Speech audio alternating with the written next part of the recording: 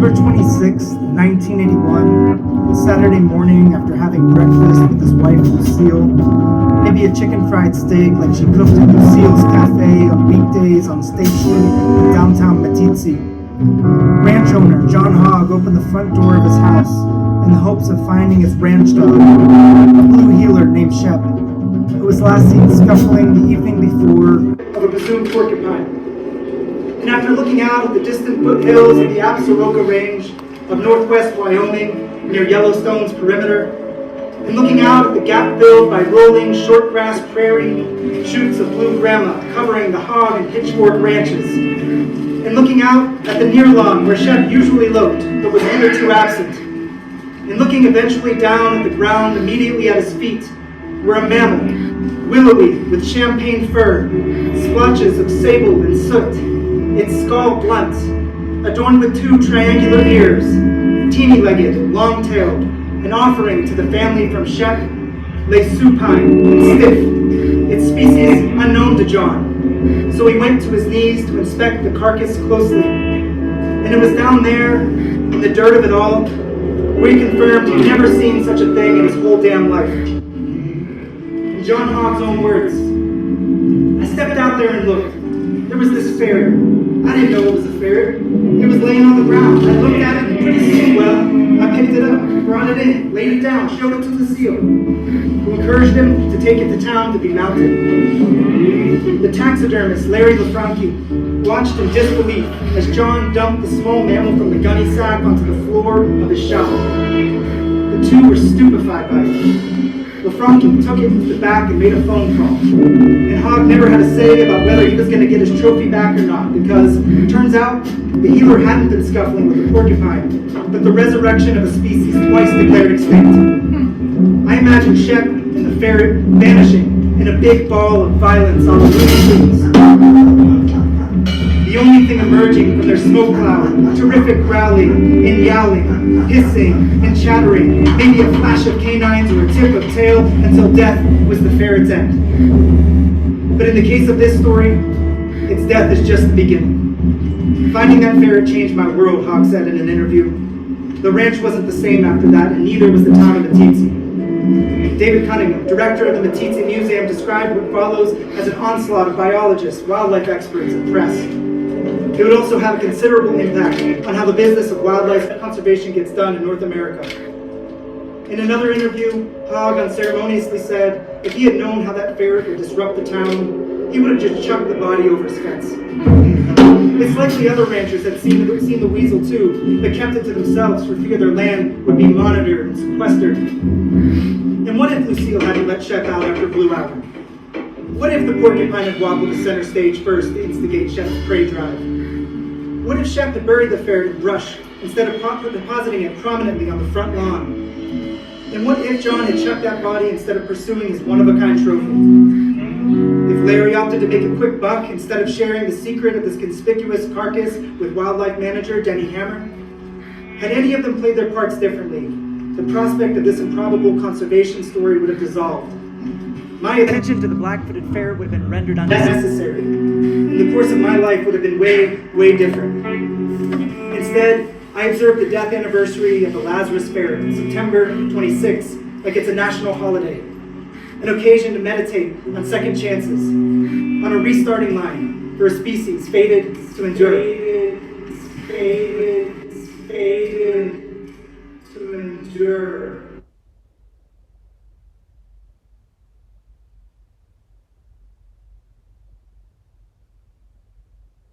Oh. Oh. Oh, where send me across this grand sea. Let's beware the blue weather rancher hog Shep. Oh, it's Shep for that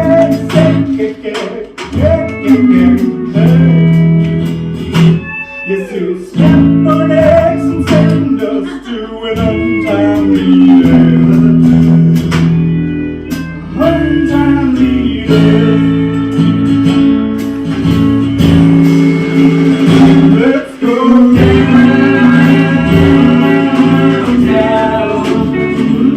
where we can be found.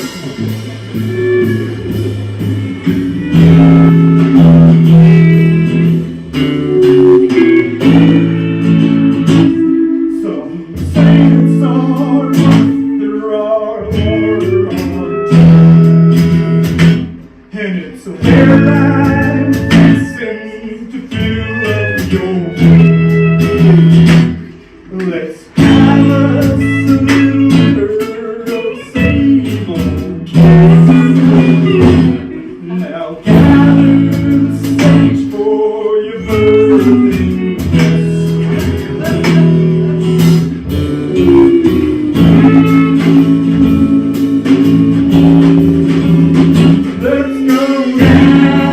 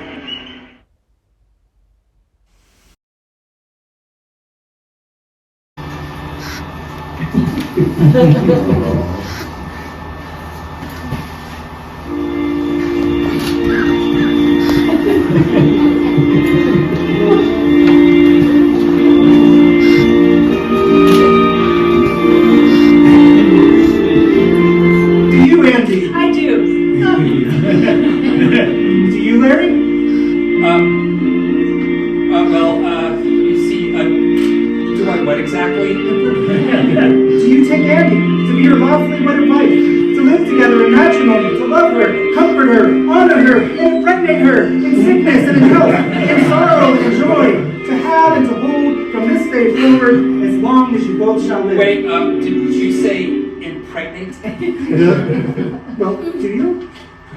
I don't think that those are the verbatim vows we approved. When are you going to stop looking for excuses? It's time to shit or get off the pot. Okay. Okay? Okay. If anyone can show just cause why Andie and Larry may not be lawfully wed, speak now or forever hold your peace. Hey, it's a sham! We all know it and I won't stand for it! Varmint, I'll bury you alive!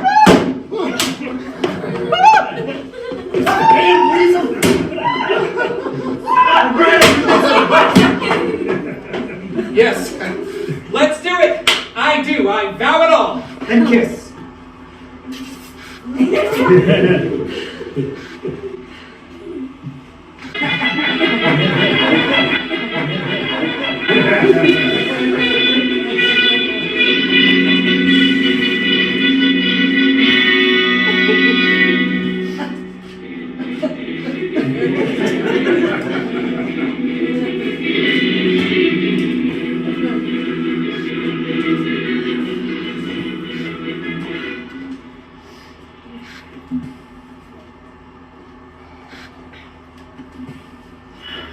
I'm really sorry I couldn't get out of this tonight.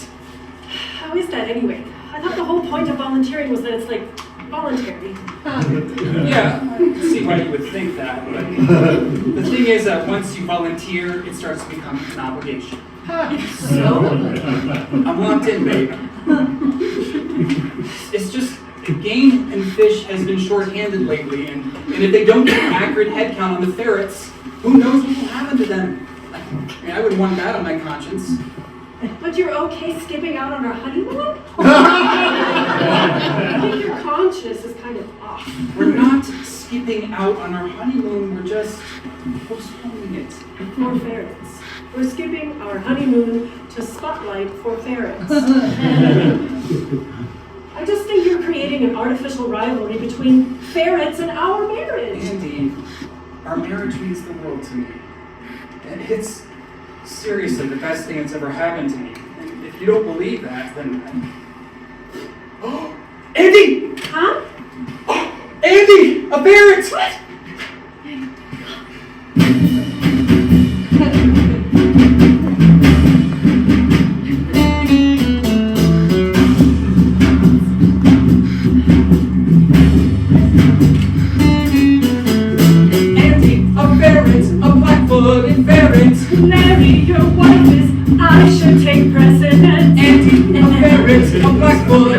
ferret. Larry, your wife is your life should take precedence.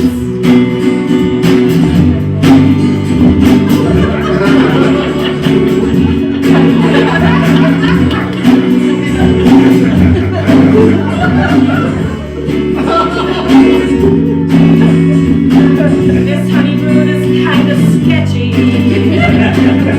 Ferrets are the only ones having sex here. Promise one day we'll get a do-over, but for now we're just prairie rovers. Dear honey, won't you look up at the stars in the sky?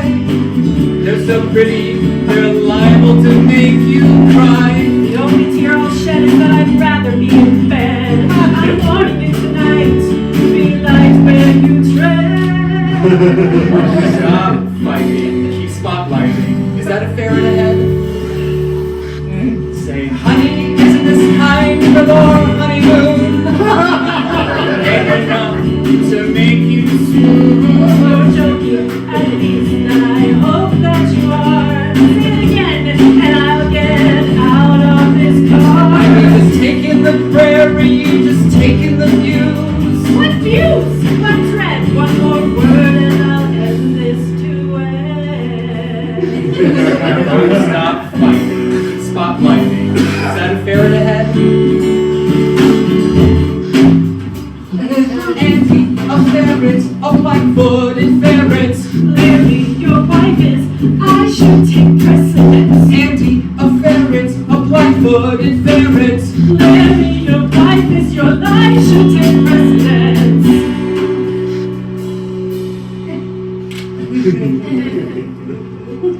I have to pee. Come over.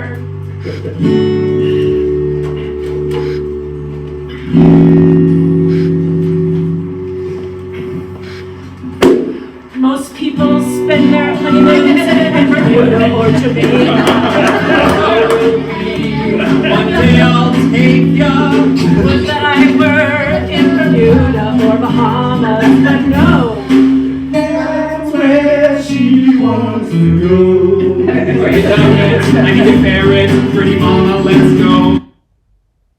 Crouching, To me it sounds like grouching. you should do the right thing. Stop fighting, keep spotlighting. There's no ferrets out here. A shooting star. Make a wish. Wish I could be a mama. Andie, a ferret, a black-footed ferret. Larry, your wife is, I should take precedence. Andie, a ferret, a black-footed ferret. Larry, your wife is, your life should take precedence.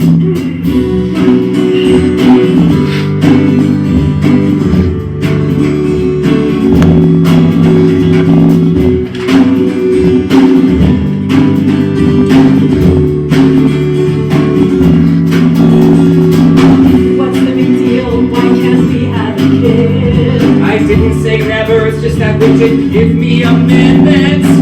This is frustrating. Stop equivocating. Say what's this thing's mileage rating? What answers do you need? I'll give a suggestion. I'm not looking for answers since I don't even know the right questions. There you go again, still overcomplicating. Okay, hear me out. Overpopulation could lead to localized ferret annihilation. What?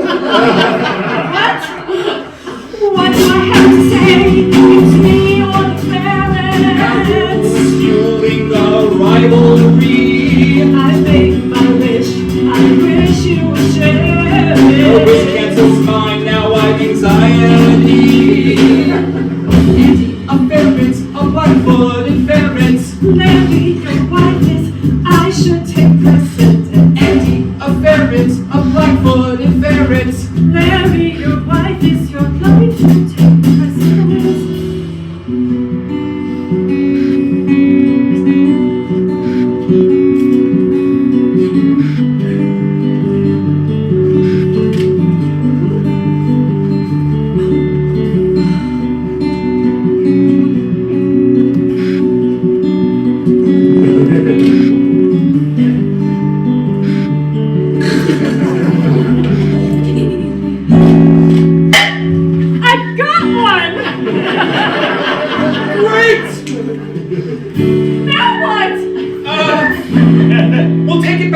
research trailer to get vaccinated. Hurry up, put it in the trunk.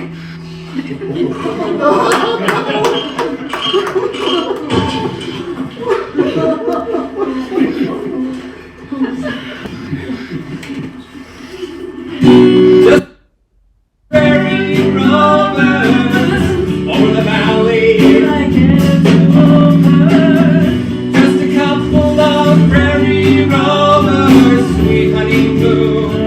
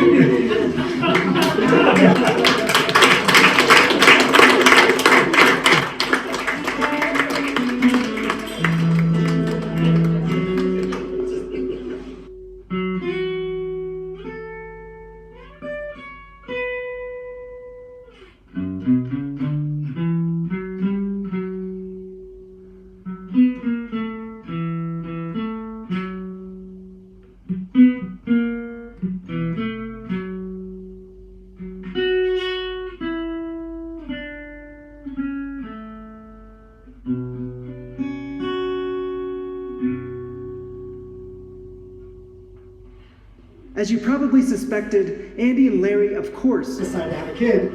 We're going to fast forward a little now, 9 months to be exact, and take you to the end of Act 3. Larry is at an overnight camping trip where he's been spotlighting for ferrets in Seligman, Arizona, at a site known to be infested with fleas who carry bubonic plague. Andie, and her trusty doula by her side, is already in the process of giving birth at Flagstaff Hospital.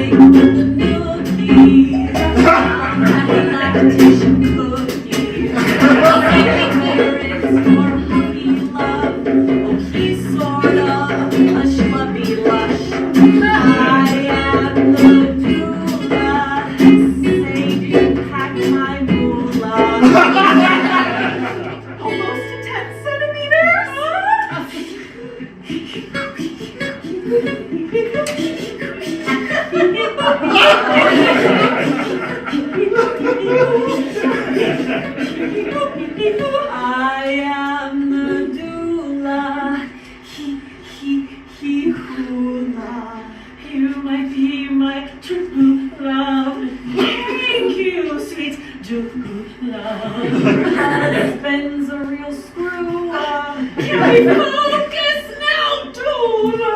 This baby was a fluke, huh? This isn't helping my Doula. Oh, here he comes now. Ooh, ah. Now hold my hand, but not too hard. Did you know I can see right through ya? Andie, you got this!